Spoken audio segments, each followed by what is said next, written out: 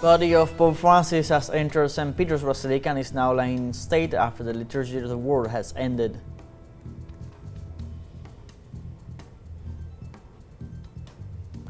Donald Trump has now stated that high tariffs on goods from China would come down substantially, although they won't be zero.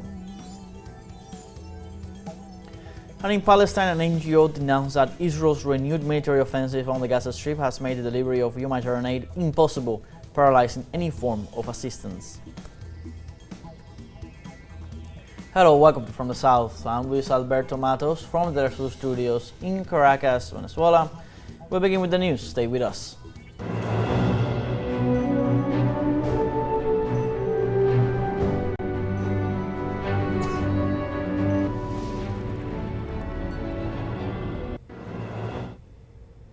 The body of Pope Francis has entered St. Peter's Basilica after being carried across St. Peter's Square and is now laying in state after the liturgy of the word has ended.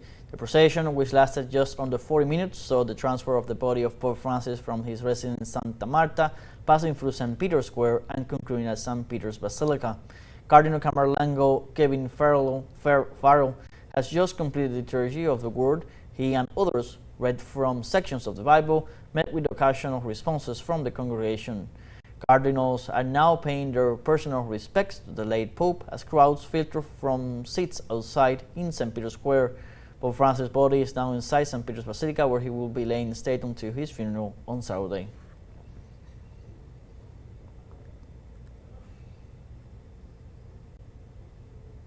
Latin America held a special place in Pope Francis' agenda, with 7 trips that included 10 countries in the region. His first international trip was to Brazil shortly after his election, and his last Latin American visit was to Panama in January 2019. Francis, the first pope in history born in Latin America, had in this region some of the priorities of his pontificate, but he also found enormous challenges and limitations. During his visit to Cuba, Francis met with Commander Fidel Castro. Although it was a private meeting, it was an important moment because of his strong condemnation of the U.S. blockade against the island. The Supreme Pontiff also played a key role in the diplomatic rapprochement between Havana and Washington.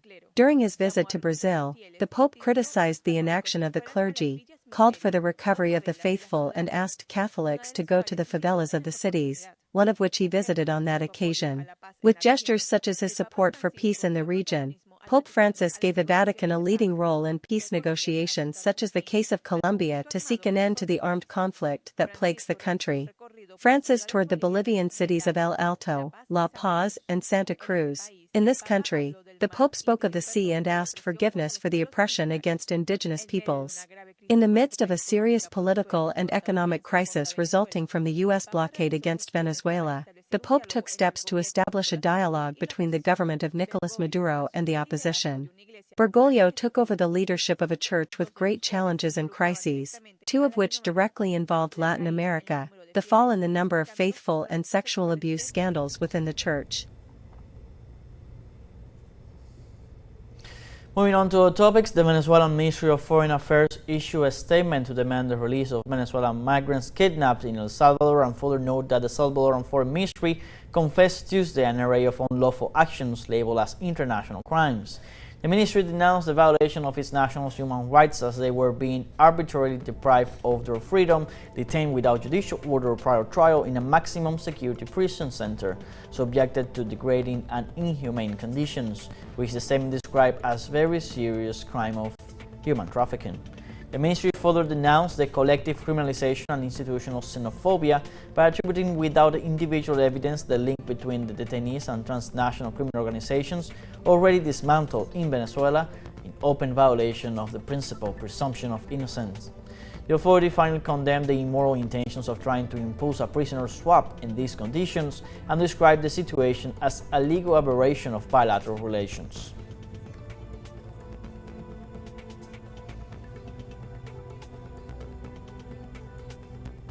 In this context, relatives of migrants kidnapped in El Salvador opposed Nayib Bukele's proposal for a swap, as their relatives are not criminals.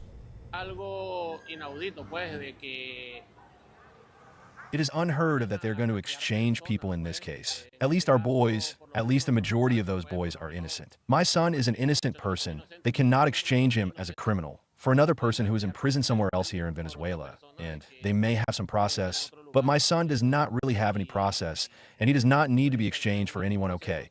He needs his freedom because he is not a criminal. Él necesita su libertad porque él no es ningún delincuente. Mira, no, yo por lo menos no lo acepto porque... I do not accept it. That is, many mothers will say yes to force Maduro. No, it is not like that, because at least our children, nor mine, are not delinquents and we are not going to receive them like this. Take your politicians, and you take your delinquents. No, they are not delinquents. Como que toma tu político y toma tu delincuente, no. No, ellos no son de... Likewise, relatives of migrants said that President Nayib Bukele's proposal is evidence that he's carrying out a kidnapping. Nosotros como madre podríamos decir, oh, una esperanza. We as mothers could say or hope that there was a pronouncement. However, later on, calmer and calmer, I understood that this is not the way it should be, because in his letter, he openly explains that he wants to make a change for criminals for people of the Aragua train. Our relatives are not criminals. They are innocent people. Nuestros familiares no son delincuentes, son personas inocentes. There in his proposal, it is evident that it is a kidnapping. He is the person who is executing this kidnapping, because it is a kidnapping, because there is no official list, there is no name of the people who are there. We have not had any communication with our relatives. No hay el nombre de las personas que tienen allí. Nosotros no hemos tenido comunicación con nuestros familiares. And the Colombian government formalized on April 22nd the questionnaire of questions that will be part of the popular consultation on labor reform that will be delivered to the Colombian Senate next May 1st for discussion and voting. A correspondent Nanto Bar with the details.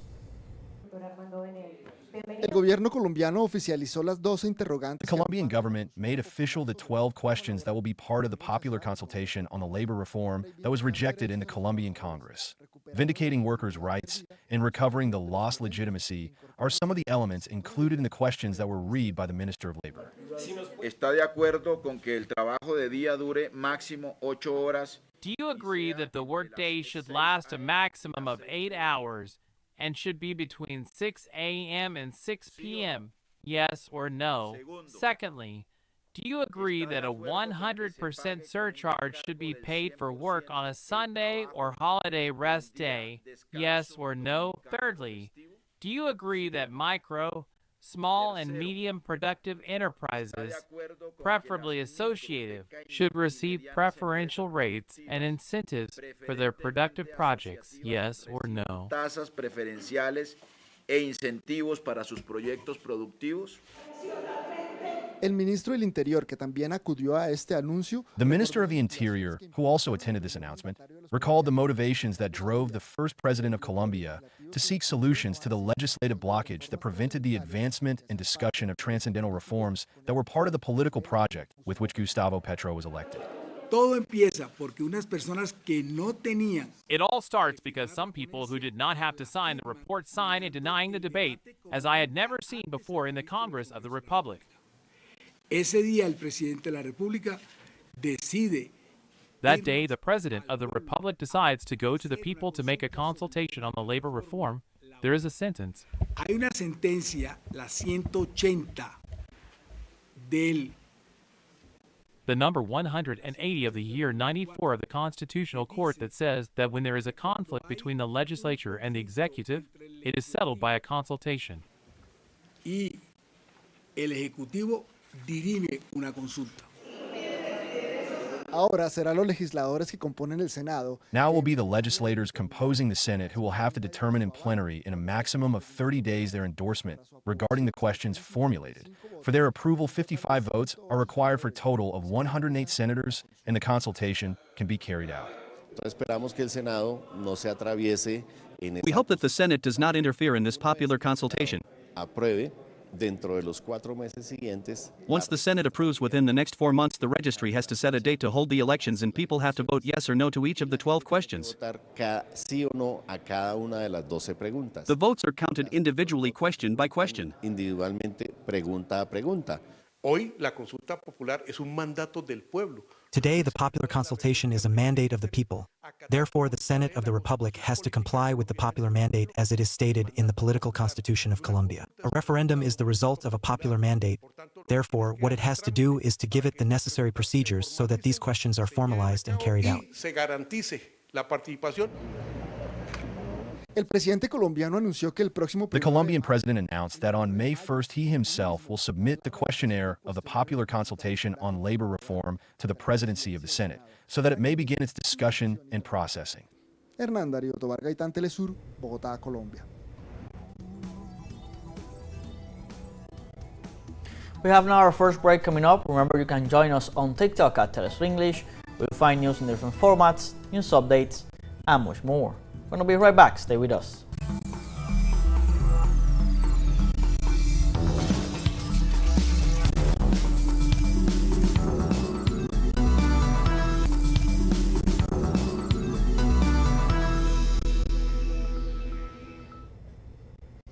Welcome back. On another sharp turn of events, Donald Trump has now stated that high tariffs on goods from China would come down substantially, although they won't be zero.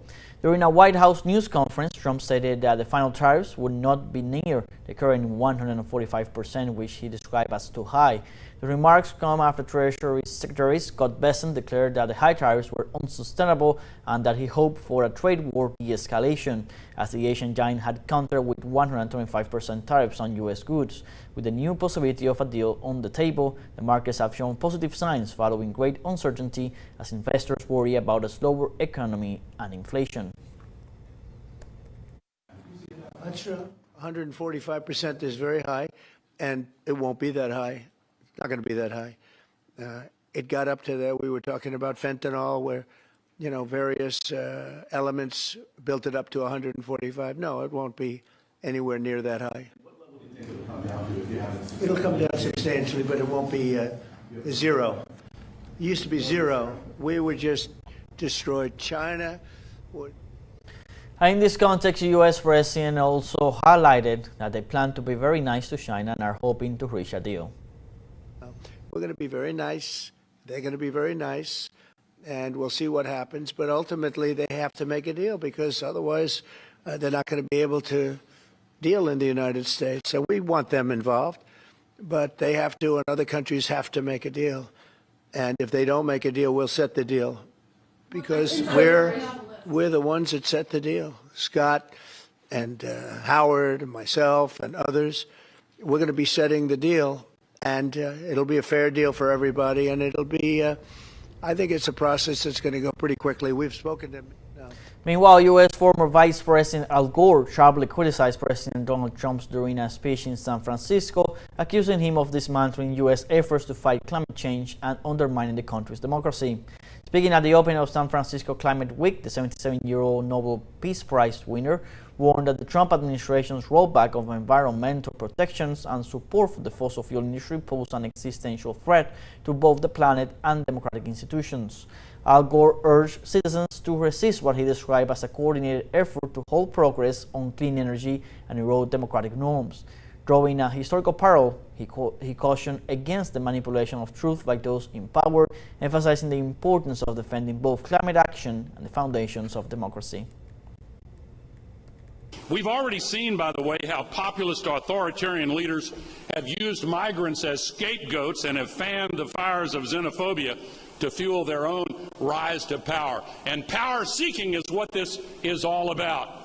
Our Constitution, written by our founders, is intended to protect us against a threat identical to Donald Trump, someone who seeks power at all costs to get more power. We now have our second break coming up. Before we invite you to visit our Facebook page at teleSUR English, there you'll be able to watch our top stories, special live coverage, and much more. Follow our page and activate the notification button to stay up to date on world's most recent events. A final break, and we're going to be right back with more.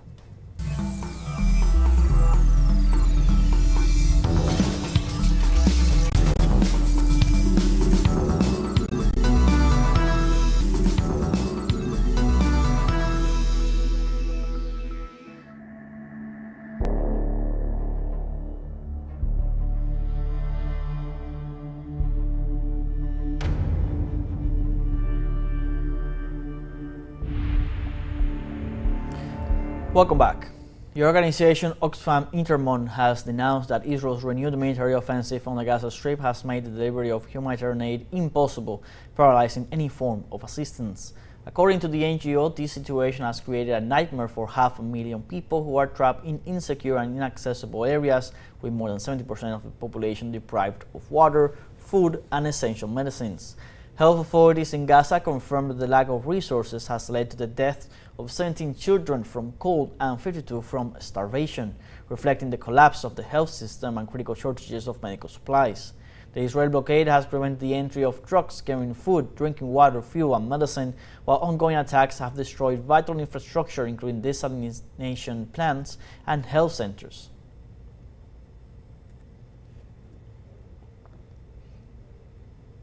And family members and colleagues of the 15 emergency responders that were killed by Israel in Gaza last month have spoken out about the attack that sparked international outrage, calling for an independent investigation. On March 23rd, an ambulance convoy departed from Han Yunis towards Rafah in southern Gaza to rescue civilians trapped on the bombardment, but the convoy never reached its intended destination and disappeared without a trace.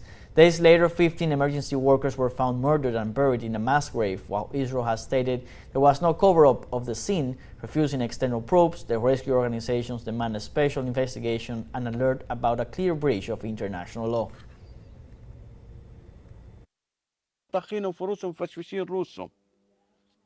They shot them in the head. Then they buried them with bulldozers. They didn't even let us see them.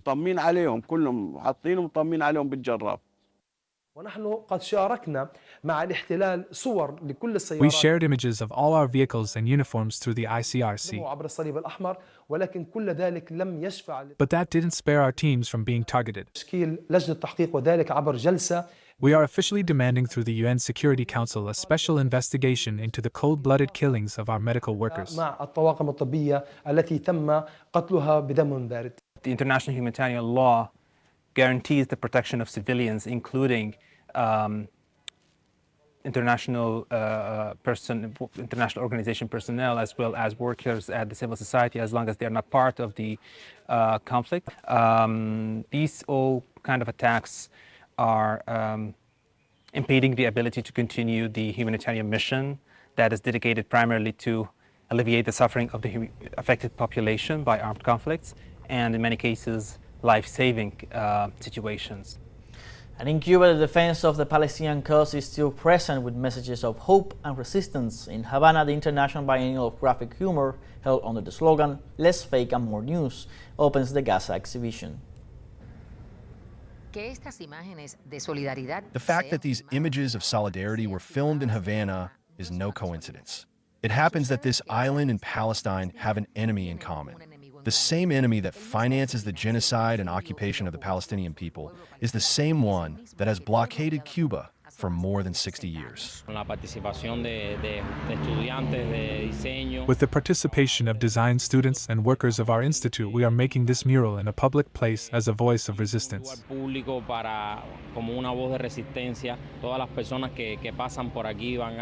the people who pass by here will be inspired by this image to learn more about the Palestinian cause and to be sensitized with one of the causes that at this moment marks the humanity.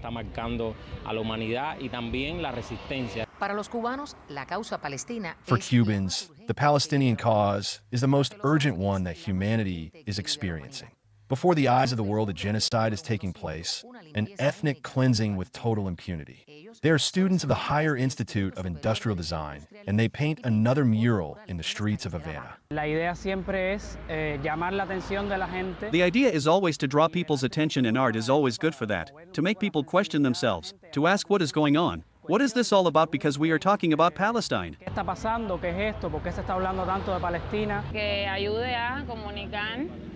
We hope this will help to communicate and raise awareness for the cause. Solidarity is always necessary, and that the Palestinians can see that the world is with them. In an international biennial of graphic humor, such as the one taking place in Cuba these days, Palestine, Gaza could not be missing. This collective exhibition, curated by Fadi Abu Hassan and Aristides Hernandez, is open to the public at the iconic corner of 23rd and 12th. My work reflects the loss of the family. Sometimes the parents are not there because of the war or the parents lose their children. Also because the massacre of the children in that territory is horrendous.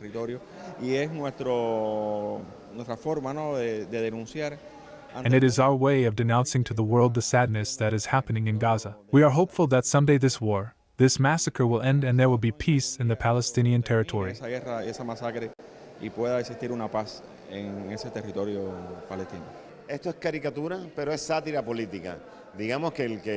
is a caricature, but it is political satire. The one who thinks in caricature always thinks in the edge of the comical. Here is humor. Pero bueno, el tema es tan duro que no necesariamente una exposición para llegar a reírse, sino para... But the subject is so hard that it is not an exhibition to laugh, but to reflect on the issue of Gaza, Palestine violence, and the image that is here are some posters that serve to denounce what is happening with that people. Que sirven para denunciar lo que está sucediendo con ese pueblo. Son 60 obras de 58 artistas. 60 works by 58 artists from 30 countries. The graphic humorists of the world raise from Havana a banner of resistance and combat against war, lies, and disinformation. Fabiola López, TeleSUR, La Habana.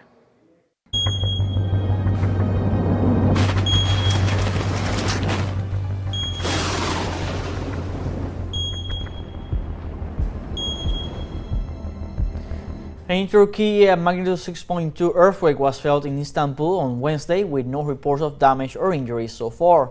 The United States Geological Survey said the earthquake had a shallow depth of 10 kilometers with an epicenter some 40 kilometers southwest of Istanbul in the Sea of Marmara and was felt in several neighboring regions. It is worth highlighting that Turkey is crossed by two major fault lines and earthquakes are frequent. In this sense, let's recall that a magnitude 7.8 earthquake shook the nation on February 6, 2023, damaging hundreds of thousands of buildings and leaving more than 53,000 people dead. Like this, we have come to the end of this news review. You can find these and many other stories on our website at telesurenglish.net. So join us on social media, Facebook, X, Instagram, Telegram, and TikTok. For TeleSUR English, I'm Luis Alberto Matos. Thank you for watching.